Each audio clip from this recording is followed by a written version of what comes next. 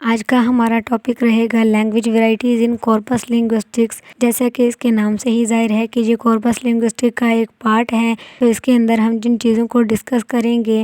اس میں dialect, register, سوسیولیکٹ اور آئیڈیولیکٹ شامل ہے۔ لینگویج ورائٹی سے مراد ہے وہ ڈیفرنٹ فارمز یا پھر وہ ورژن آف لینگویج جس کے اندر وہ لینگویج ایگزسٹ کرتا ہے، جن فیکٹر سے وہ لینگویج مل کر بنتا ہے، جس میں اس کی جیوگرافیکل لوکیشن، سوشل گروپس اور وہ کانٹیکسٹ جو کہ استعمال کیا جاتا ہے۔ تو یہاں پہ جو ویریشنز ہیں ان کے اندر ہم سب سے پہلے ڈسکس کرتے ہیں ڈائلیکٹ کو۔ ڈائلیکٹ سے مراد ہے وہ زبان جو کہ ایک اسپیسیفک ریجنل اور سوشل گروپ کی طرف سے بولا جاتا ہے، جس میں ہم ان کے پروننسیشن، ووکیبلری اور گرامر پہ فوکس کرتے ہیں، کیونکہ ان لوگوں کے لینگویج کو ان کے پروننسیشن، ووکیبلری اور گرامر کی بنا پر دوسروں سے مختلف قرار دیا جاتا ہے۔ نمبر 2 پر ہمارے پاس رجسٹر آتا ہے۔ رجسٹر سے مراد ہے لینگویج کا وہ سٹائل یا پھر وہ لیول جو کہ ایک ڈیفرنٹ پرپز کے تحت بولا جاتا ہے، ایک ڈیفرنٹ کانٹیکسٹ کے حساب سے بولا جاتا ہے،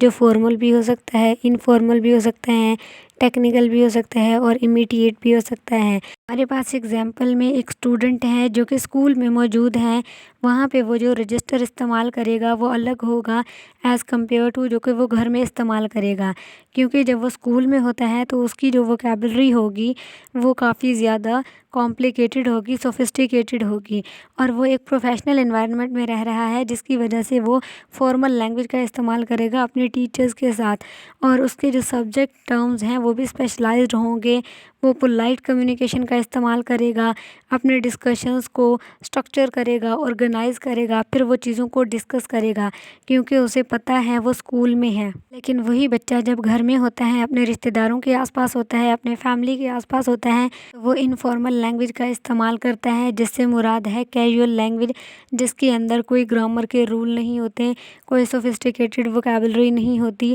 کیجول ٹون ہوتا ہے، اور اس کے اندر پرسنل ووکیبلری اس کی ہوتی ہے، پرسنل لینگویج ہوتا ہے، پرائیویٹ لینگویج ہوتا ہے، جس کی وجہ سے وہ جوکس بھی کرتا ہے کیونکہ وہ اپنی فیملی اور فرینڈس کے آس پاس ہے، تو اسے پتہ ہے کہ جو اس کی سچویشن ہے اس کی ڈیمانڈ کیا ہے، جس کی وجہ سے وہ ایزی اور ریلیکس فیل کرتا ہے۔ نمبر 3 پر ہمارے پاس سوسیولیکٹ آتا ہے، جس سے مراد ہے ایک اسپیسیفک سوشل گروپ اور کلاس جن کے اندر لینگویج ورائٹی پائی جاتی ہے ان کے یونیک ووکیبلری، ایکسنٹ اور اسپیچ پیٹرنز کی وجہ سے۔ نمبر 4 پر ہمارے پاس آئیڈیولیکٹ آتا ہے، جس سے مراد ایک انڈیویجول کا